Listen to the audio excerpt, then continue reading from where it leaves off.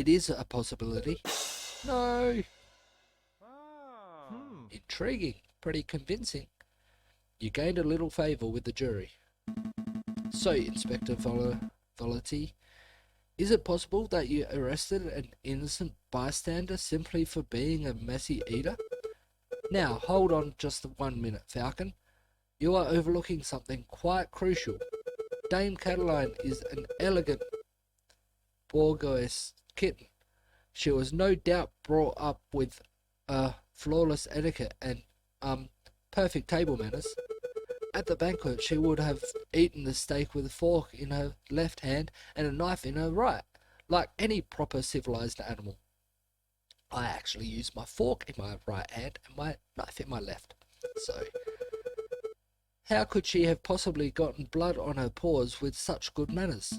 Oh, that is a good question. Or at least it would be if at any ordinary dinner banquet. But as it happens, something was missing from the particular banquet. Something that forced Dame Cataline to eat with her paws.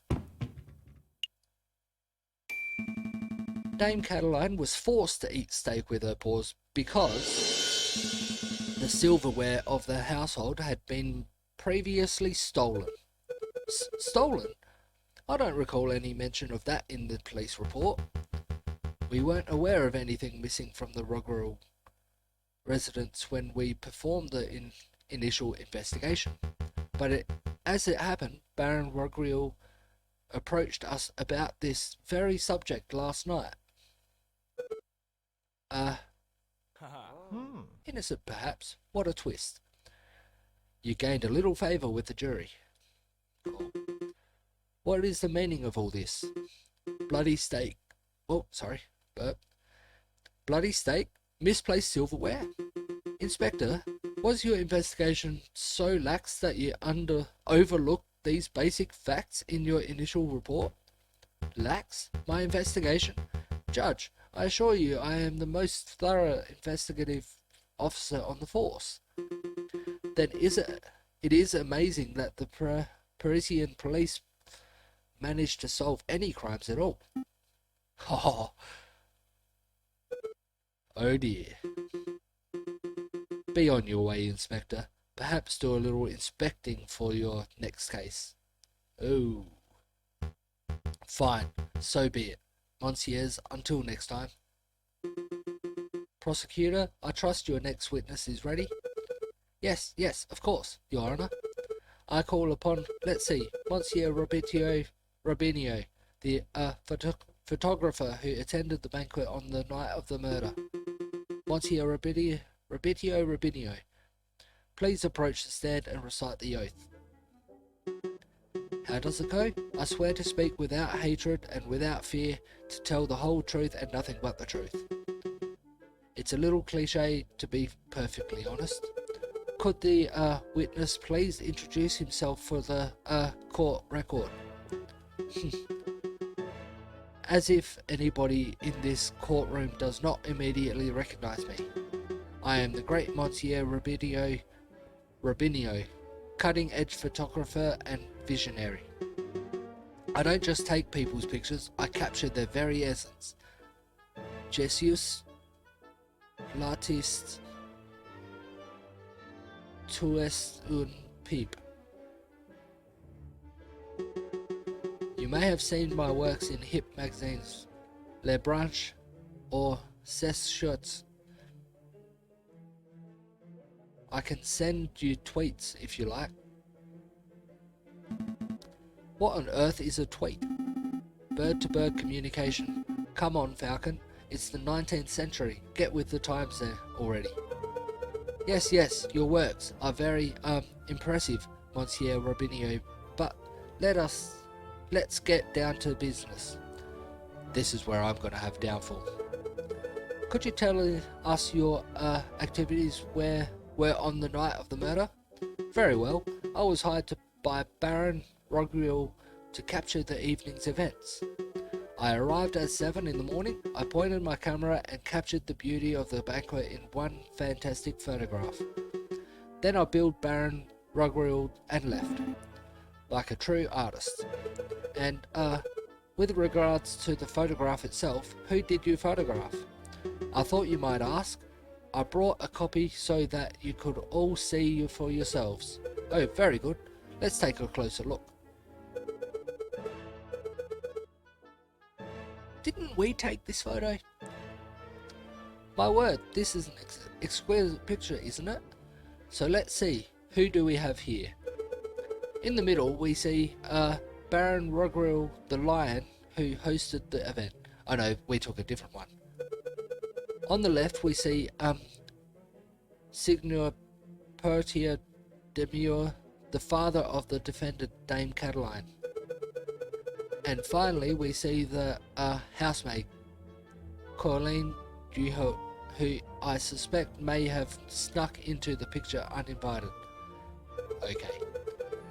As you can see, two people are clearly absent from the photograph. The first is the victim, Monsieur Grenouille. The second is the defendant, Dame Cataline Demure. Quite suspicious, wouldn't you agree? Just a moment, Monsieur Rabington. This proves nothing. So the defendant and the victim were not photographed with the others. That doesn't mean that they were in the garden together at that point. Hold your horses, Falcon. I'm not done yet. The prosecution may continue. Behind the photograph subjects we see a wall clock with the time set at 7:30. Now, why is that time significant? Well, as Inspector Voletti told us earlier, that was the exact time the murder took place. Do you see, Falcon? Every suspect has an alibi at the time of the murder, save the Dame Cataline herself. Hey Falcon, the photograph doesn't seem right. It looks different to the one we borrowed from Robinio's studio. I see it too. Our photograph shows Colleen Duhot, Dame Cataline and Signor Pertia. But Monsieur Robinio's photograph shows Baron Rogrill where Dame Cataline should be standing. If we assume that only one photograph was taken, then this demonstrates that one of the photographs must have been edited in some way. You should just slam the evidence down, be like, bam, inconsistency. This whole courtroom is out of order, case closed. I can't do that. Well, I suppose you could be a little more delicate with your words. No, I mean, I can't do that because our evidence was illegally obtained.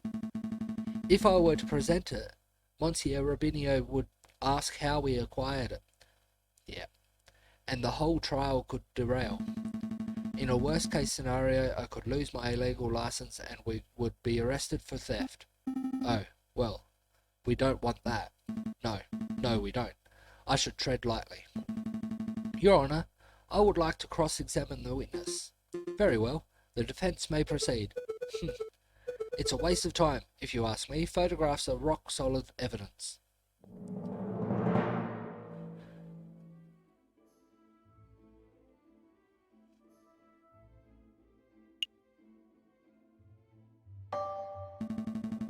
Monsieur Robinio, you say that you arrived at 7 o'clock.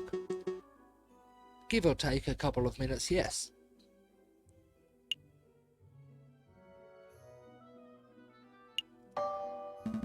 How long did it take to set up your camera? It took perhaps 25 minutes to find a shooting location, put together the camera and ready the film. So you arrived at 7 and the photograph took place at 7:30 and you spent 25 minutes setting up. That leaves 5 minutes unaccounted for. Falcon, surely you aren't suggesting that Monsieur Robinio did something nefarious in this small window of time?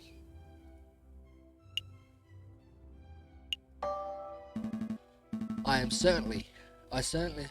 certainly am. This discrepancy is of utmost importance to the case. Well, I probably spent 2 minutes or so talking to Baron Rogrill. He took a great interest in my camera. I see. but that still leaves 3 minutes remaining. I spent perhaps 2 minutes using the bathroom facilities. Falcon, do you seriously expect us to sit here and listen to you nickel and dime Monsieur Robinho about every second? I must agree, this is quite unnecessary, Monsieur Falcon. Please stop that at once. Why didn't they let me do that? You lost a little favour with the jury. Yep. Do you have another question for Robinho's time of arrival? Yes.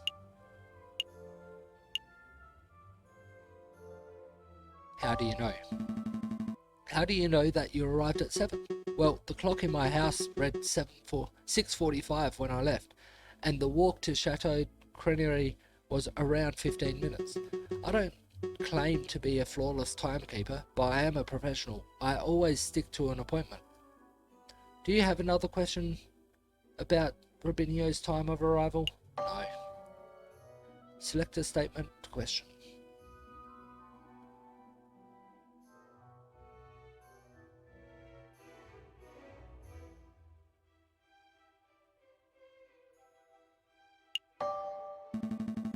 I would like to ask about the camera itself. Go on.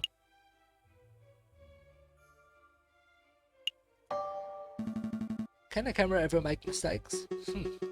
Now there's a question only an imbecilic, technophobic Philistine could ask. No, monsieur. The camera is a flawless device. My photographs offer a perfect reflection of reality. Nothing more, nothing less. So if there were an inconsistency between a photograph and reality, what would that imply? An odd question. I don't think such a thing could ever be possible. But if one were to see such a thing, Falcon, stop dancing around the point and tell us what you are trying to get at. There is a mistake in this photograph. I see a mistake in the photograph. A mistake? Impossible. I just told you, Monsieur. The camera is a perfect, unbiased device. The photographs it produces are flawless.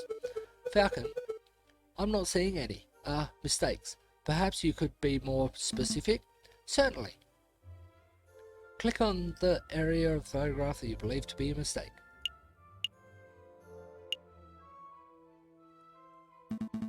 The clock in this photograph. There is something not right about it. Well, isn't that convenient? The defense sees something wrong with the key piece of evidence that implicates his client. Don't give me that cocky tone, Monsieur Rabington. I have evidence that there's something wrong with the clock in that picture.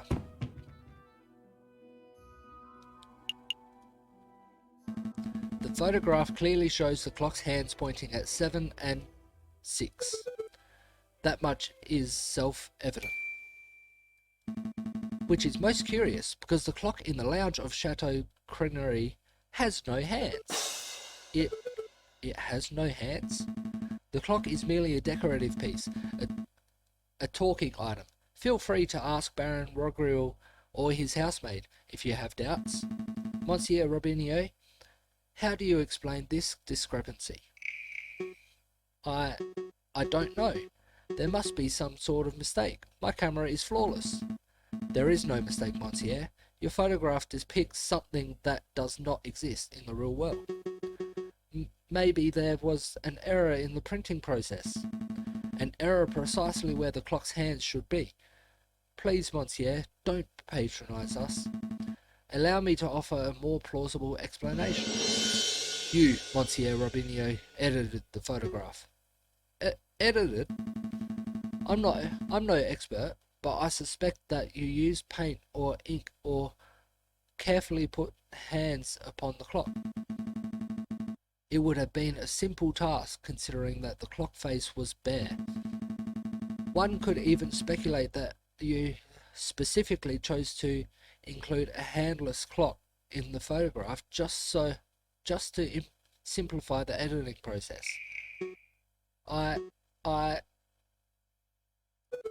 Falcon, your reasoning is absurd. Why would the witness do such a thing? Is it not obvious?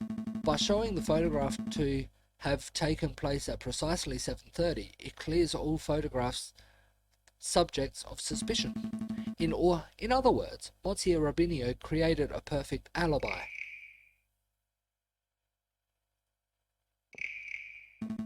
Of course, this raises further questions. Who is the witness protecting? And why? Was Monsieur Robinho coerced, bribed, threatened?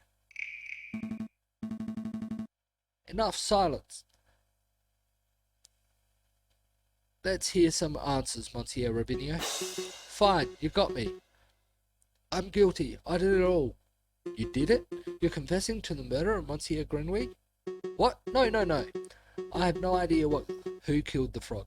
I'm just admitting that I'm guilty of producing fraudulent photographs. I was ordered to make changes to the printed photographs. And yes, that included adding hands to the clock. You were ordered? By whom? I dare not say. Monsieur Robinho, I strongly advise you to answer the defence's question. You have pledged to speak without fear, after all. With respect, Judge, I fear his claws, more than I fear the punishment of the justice system. I shall name no names. His claws? Did you hear that, Falcon? That is most unfortunate. Monsieur Robinho, we cannot and shall not torture names out of you. We don't live under the ancient regime, after all. But since you have admitted to falsifying evidence, then we cannot keep you on the stand as a witness. Take your leave. You shall be charged with perjury in due course. I can't protest. That's the least I deserve for my failure as an artist. Good day, messieurs. Intriguing. Pretty convincing. You gained a little favour with the jury. So the clock's hands were painted on. So what? It doesn't matter. The photograph still depicts Dame Cataline as absent close to the time of the murder. That's significant. Don't be dense, Monsieur Brabbington. If the photograph is not completely genuine, then it cannot be considered reliable evidence. Why not? It's still a portrayal of the night's events. Because we accept that one part of the picture was edited, then we must accept that possibly that other parts were too. It is possible that Dame Cataline was painted out. Even worse, it is possible that another person was painted in. We know that the witness was trying to cover for someone, so all possibilities must be accounted for. So what are you saying, Falcon? That the housemaid paid off the photographer, or was it Signor Perti or Demieux, perhaps? I don't think so. The housemaid lacks a means or motive, and it wouldn't make sense for Signor Perti or Portillo to implicate his own daughter. Well, surely you're not suggesting that the honest and beloved Baron Rogrel deliberately tried to frame Dame Cataline, because that would be the most outlandish theory yet. The Baron is a pillar of our community. He would never do such a thing. Monsieur Rabbington, I'm not here to throw accusations. That's the job of you, the prosecutor. However, mayhaps I should offer my opinion? Baron, it's not time for your witness testimony yet. So you would think, prosecutor, and yet I see my good reputation getting tarnished by your incompetence. Incompetence? Indeed. Let us proceed with witness questioning. Is that fine with you, Judge? Yes, I suppose that's fine. Very good. And I trust that the defence has no objections?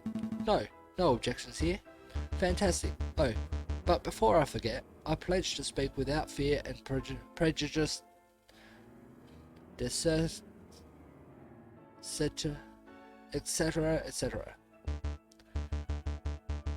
Now, prosecutor, ask me about what I witnessed over the course of the evening. Okay, Baron Rogrill, on the night of the initial dinner was magnificently. When the photographer arrived, Monsieur Grenouille left to visit the garden. Dame Cataline followed behind him moments later. Signor Pertier, Monsieur Robinio, and myself were engaged in conversation, so we paid her no mind. After the photographer had left, my housemaid left to go find Monsieur Grenouille and Dame Cataline. That would be when I heard her cry for help. Thank you, Baron. I think we all know the story from there. I would like to cross-examine the witness. Do you doubt my integrity, Carson? I'm just here to uncover the truth, Baron. Very well, then. Hit me with your best shot. Let us establish with absolute certainty that I, Baron Rogrill, am an honest man. The defence may proceed with the cross-examination.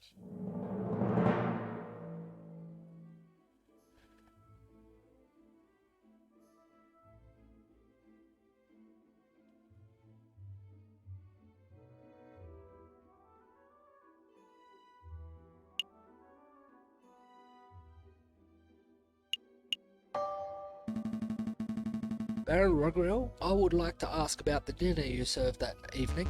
Very well, ask away.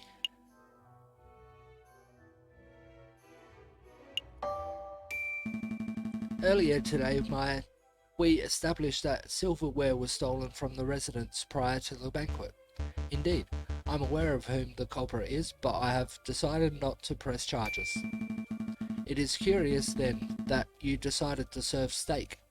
It isn't what one would describe as finger food, after all. I don't know about that, Falcon. With the right attitude, all food can be finger food. There is nothing curious about it. Signor Pertier and Dame Cataline are vocal lovers of rare steak. I was merely suiting their needs. Besides, what other choice did the Baron have, Falcon? Serve vegetable broth like a common peasant? Do be quiet, prosecutor. You sound ridiculous. Sorry, Baron. Do you have another question about the dinner?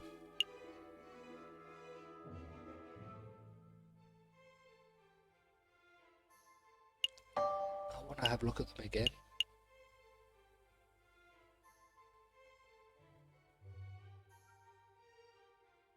Is there something about the red herring?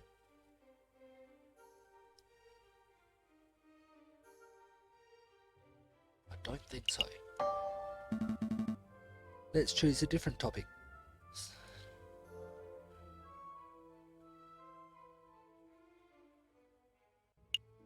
Why can't I click in there? Or a few moments later. That is true. It did happen in the garden. I'm gonna see if the cigarette butt has any, the cigar butt has anything to do with it. Baron, we saw the murder scene. Your garden for ourselves.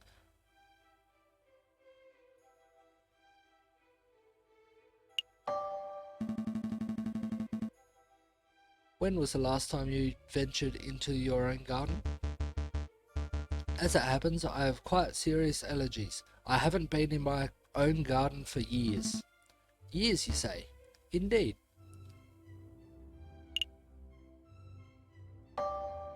That's not right. I do not wish to call you a liar, but that claim does not hold up to scrutiny. Oh? So why is that? Because we have heard hard evidence that you have visited the garden recently. Balderdash, my word is gold. Show the court this so-called hard evidence that I've been in my garden. Cigar. This was found in your garden. To be specific, it was found inside the fountain basin. Right beside where the murder occurred. cigar butt, that that that could belong to anybody. And prosecutor, please shut your mouth. I can speak for myself. Oh, okay, sorry, Baron. That is indeed the remnants of one of my cigars. But I must apologise, Monsieur Falcon, for I misunderstood your initial question. You see, prior to the banquet, I hadn't visited my own garden in years. But naturally, after hearing the housemaid's cry for help on the evening of the murder, I rushed outside. I was shocked and disgusted by what I saw. That must have been when I dropped my half-smoked cigar in the fountain basin.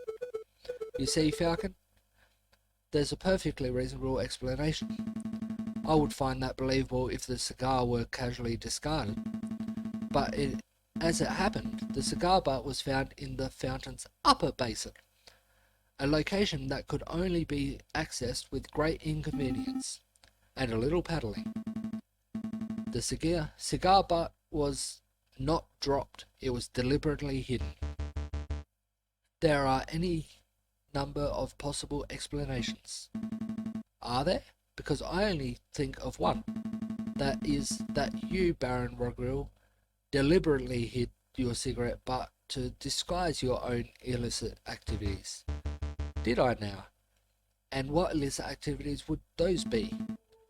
You want me to spell it out? Fine, let's put everything on the table. You, Baron Rogril, murdered Monsieur Grenouille. That is what you were trying to keep hidden. Directly accusing me of murder? How shamelessly brazen. That is ludicrous accusation, Falcon. The Baron is an upstanding citizen of the highest order. Your allegation is baseless to... You have no evidence, no, means motive or opportunity. There is something outside my window, I'm not too sure if you can hear it. It's pretty loud, I think it might be a road sweeper. No evidence? Think harder, Monsieur Remington. Every piece of evidence points to Baron Rogril as the prime suspect. You want the means? The Baron certainly had the means. His lion's claws are as sharp as a surgeon's blade. Gutting a frog belly would be trivial to him. Even Monsieur Robinho confessed, just moments ago, that he feared his claws. Ridiculous. I would never threaten a man with violence. You want a motive? The Baron has at least 10,000 francs worth of motive. By removing a business partner, the Baron's share of his railway company increased from 1/3 to 1/2. This is preposterous. And finally the Baron had an opportunity. No, he crafted the perfect opportunity. He arranged a small banquet with a very select number of guests. He was aware of the missing silverware, and yet he served steak, a food item that necessitates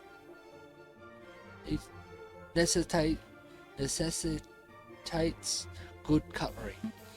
Why? To bloody the hands of his guests, of course.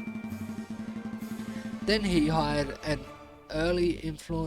easily influenced photographer and staged a very specific picture in order to build a perfect alibi for himself. Photographing the guests in front of a handless clock to make for easy editing is quite an ingenious plan, it must be said. Prosecutor, are you just going to let this slanderous yarn go uncontested? Say something, object. Oh, you're pitifully useless. After executing the murder, the Baron found himself still holding a single piece of incriminatory evidence, his finished cigar. He knew that leaving it at the crime scene would raise suspicion, but he didn't have time to properly dispose of it. So out of desperation, he threw it into the fountain, out of the sight of his guests and only snooping police. I imagine the Baron was hoping to implicate Seigneur Potier Demieux, since that would ensure total control over his railway company. Alas, Dame Cataline was the first to happen upon the crime scene, so the Baron improvised. "This is an outrage, Judge. I demand that you disbar this ranting lunatic." "No, there is only one outrage here. That is, that a man like yourself is able to abuse his wealth and status to frame an innocent girl for murder. You're a bourgeois of the worst kind.